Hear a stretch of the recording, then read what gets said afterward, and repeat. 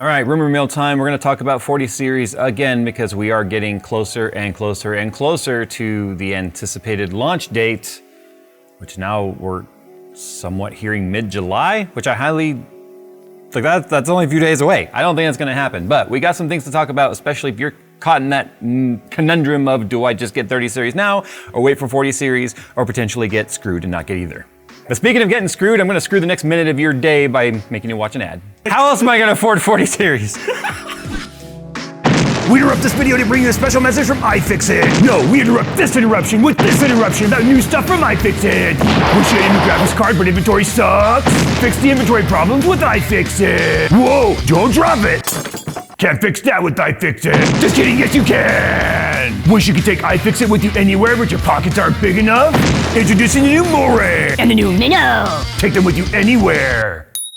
So get iFixit for your loved ones, or just get them for yourself. All right, so since the last time we did this video, we're going to talk about some buying type of decisions here.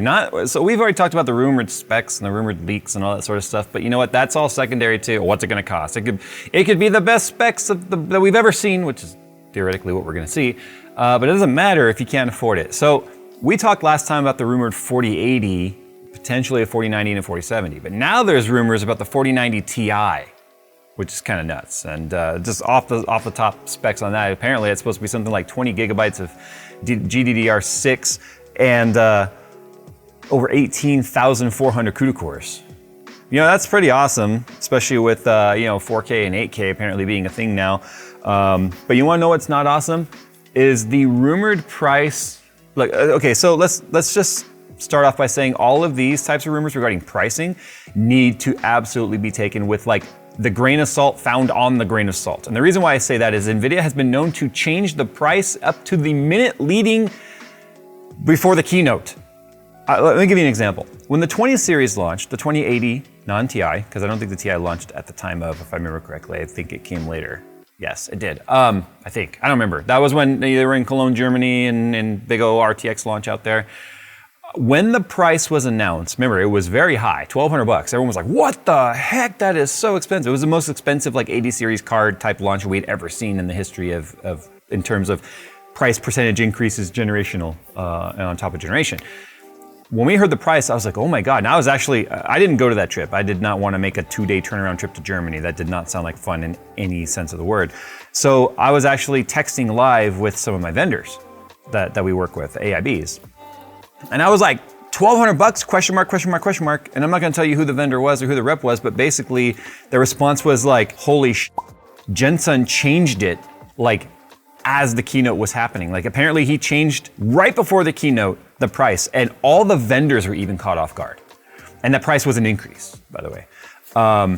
So let's just say pricing should absolutely be taken with a grain of salt because you never know what Nvidia is going to do or what Jensen's leather jacket is going to entice him to do at the last second, okay?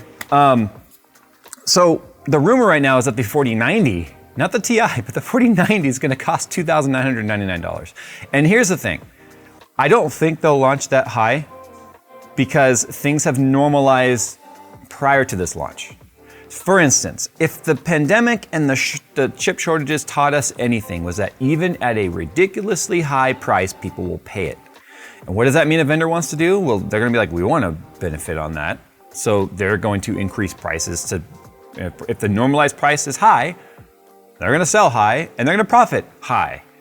And then all that ends up happening is that the average consumer just doesn't get to enjoy it or buy it. And you know what? Major corporations that have investors to appease are not gonna care about whether or not the average consumer can buy it. It's just, are there consumers buying it? As long as they're getting the money at the end of the day.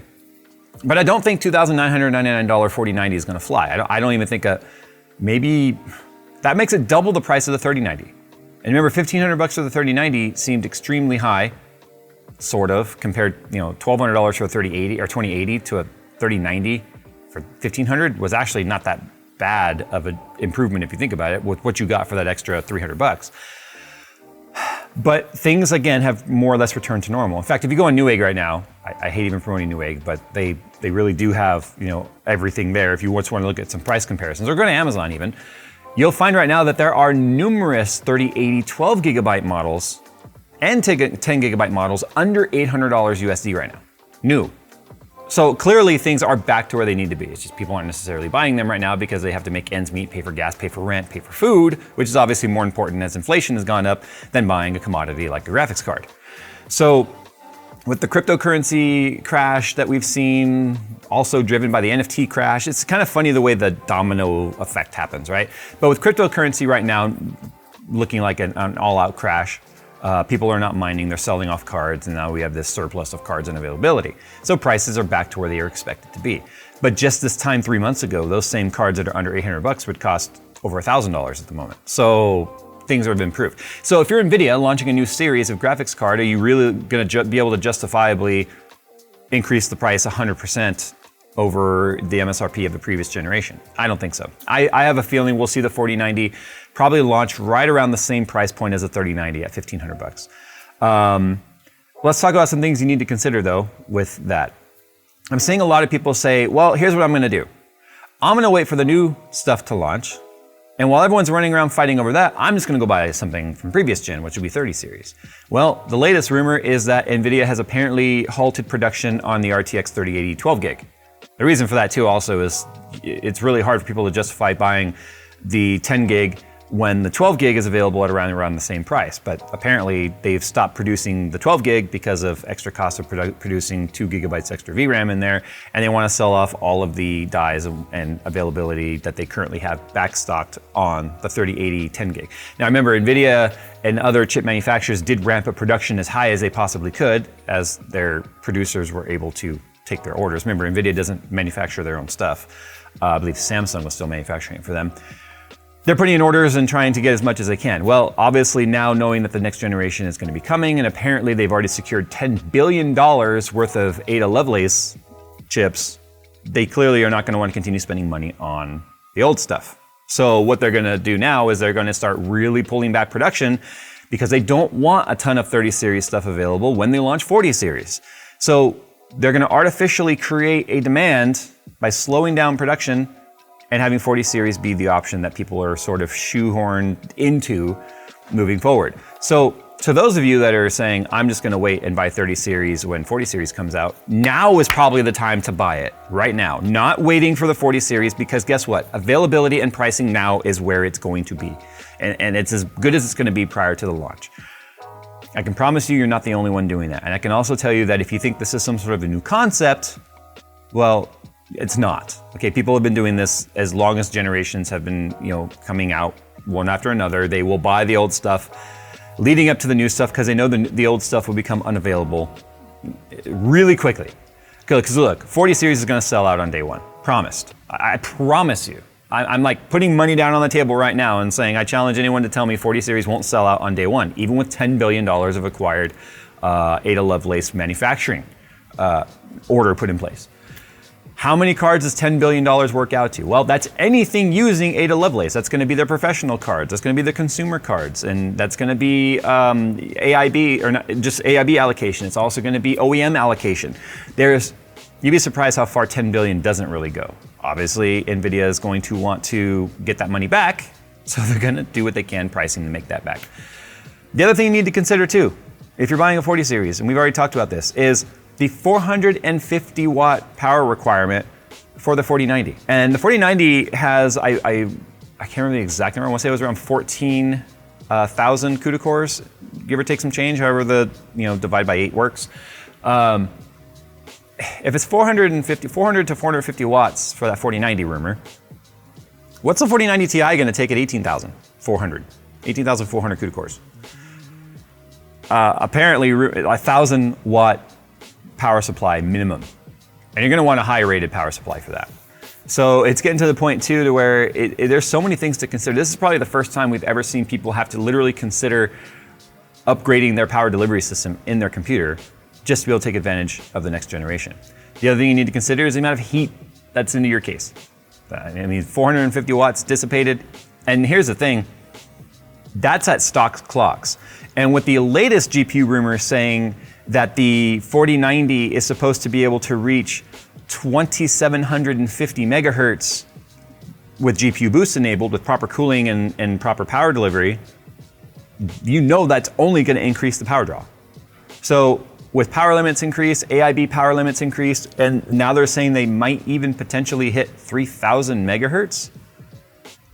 I mean, the power delivery and the power requirement makes sense based on the amount of CUDA cores that there are reaching that clock speed. But there's a lot of talk about Nvidia really wanting to push the clock speed, because although AMD has beat Nvidia to the max clock speed, the overall performance at that clock speed is not as good as Nvidia. So although Nvidia has a lower clock speed overall than AMD, Nvidia is getting better cycles per clock, or getting performance per clock than AMD is. Therefore, at the lower clocks, AMD isn't. They're having to have the higher clocks just to match Nvidia. So if Nvidia gets a clock bump up to 2,500 to 2,700 megahertz with GPU boost, that is going to be absolutely insane. But so is the heat that's going to be coming off of that card. So I think we're going to be seeing 4-slot cards coming out of this. I think we're going to be seeing 3 fans, maybe even 4 fans, probably some active backplate cooling. I think we're going to see some really crazy stuff come out of this generation just because of the power limit. These are the highest power draw cards that have ever been produced or are going to be produced, and I think we're going to see some really out-of-the-box thinking on ways that that's going to be kept cool. If those rumors and those specs are to be believed, your tower may not even be big enough to fit the card, honestly, depending on the length and depending on the girth. There's a joke in there. I'll just let you guys fill in the blank on your own. Anyway, moving forward, your power supply, your cooling, and your case themselves might need to be upgraded. If you've got fan slots available in your case that you don't have occupied, it's time to start putting some fans in there because you're going to absolutely need it. You're also probably going to need a, some sort of a solar flare or supernova to grab the power from to just power the damn thing. Prices though, the reason why I say, to kind of go back, why I don't believe the 4090 at $3,000 makes any sense is the fact that the rumored pricing on a 4080 is $700. I mean, sure, there's room in there for a 4080 Ti in between, just like the 30 series. And if the 4090 is rumored at $2,999, what's the 4090 Ti gonna cost? See, it doesn't make sense. So the pricing stuff is where usually people are just way off. And the only time we get any concrete information that is believable is usually like a day or two before the keynote, because then with all the slides being produced, something inevitably leaks. And then what we ended up seeing with the 2080 launch, like I said, with Jensen increasing the price, was it was like $100 difference. So within a very close ballpark versus $3,000, maybe versus $1,500. I don't think that's. I think 3,000 is absolutely. I would say that it's unbelievable.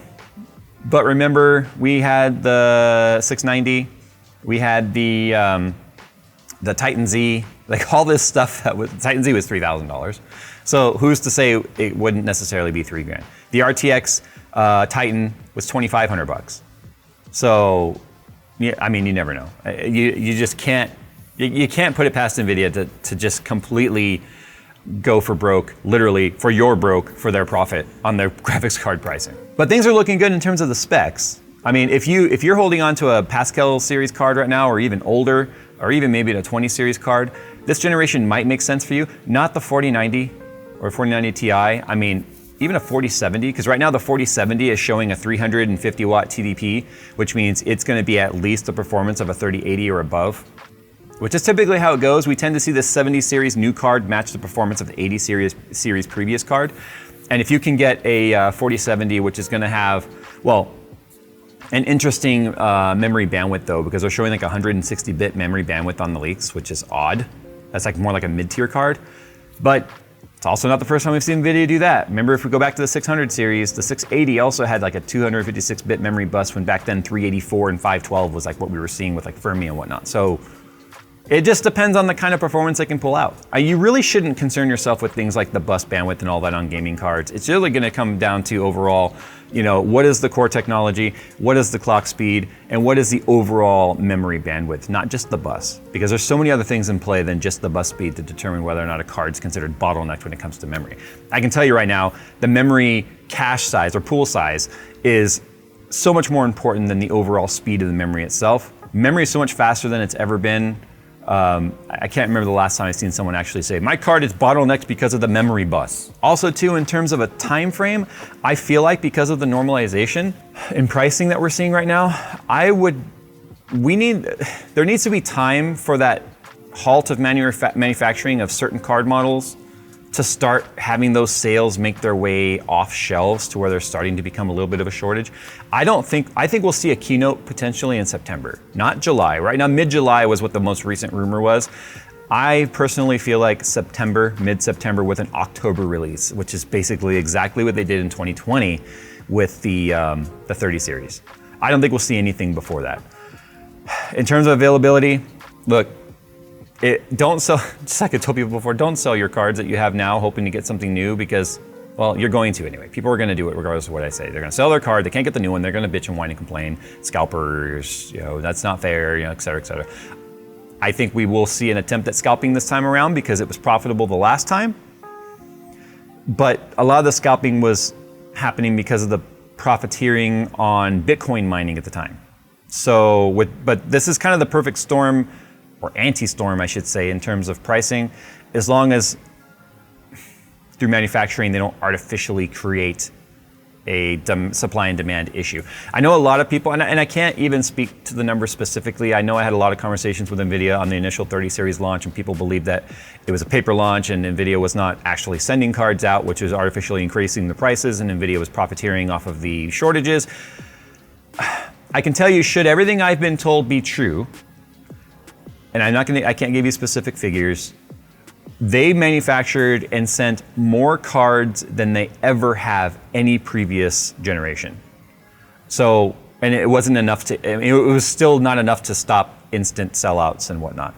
So I'm hoping that they've taken as much knowledge as they can from the launch of the 30 series to try and prepare for the availability and the demand that is obviously going to come with 40 series cards. Like I said, if the shortages and the scalping taught us anything, it's people will pay it. People will pay it. I mean, here's the thing. If you're the person saying, screw it, I'm not buying Nvidia because I'm going to vote with my wallet, that's an amazing mentality and that's the right mentality to have. The problem is there's other people that don't give a crap and they will use their wallet and they continue to sell out, right? So it didn't change anything in terms of Nvidia's bottom line. They continued to profit upon profit upon profit. So if you're still in that, well, I'm not going to buy anything, and then you're over there with old hardware and you're kind of suffering and feeling bad about it, it might be time to set aside a little bit of that pride and upgrade if you're feeling like an upgrade is necessary, but you don't want to, give money to the green machine. There's always AMD, right? And AMD's in this weird half cycle right now where they launched not that long. It was like right after Nvidia last time. But they also just launched the 6950 XT and the 6700 XT and 6600 XT. So who knows what they're going to be coming out with? I mean, there's not been a whole lot of rumors regarding AMD as there has been with Nvidia. But that's because Nvidia launches on a very consistent cycle, whereas AMD's kind of been all over the place in terms of what their release cycle is like. So the rumors are, if the rumored specs are true, I very well may be putting a 4090 or something like that in my system because of the fact that I just finished it. So you're all welcome. Because I finished my system is why we're so close to it launching. It's the way it always goes. I do that on purpose. That's why it's still here and not at home, because I know that they're going to launch soon. So why take it home? So you're welcome. I did that for you. It's just like every time you wash your car and it rains, it's the same thing that kind of happens here. But anyway, that's all there is for today. I don't believe the pricing rumors. I do believe the spec rumors.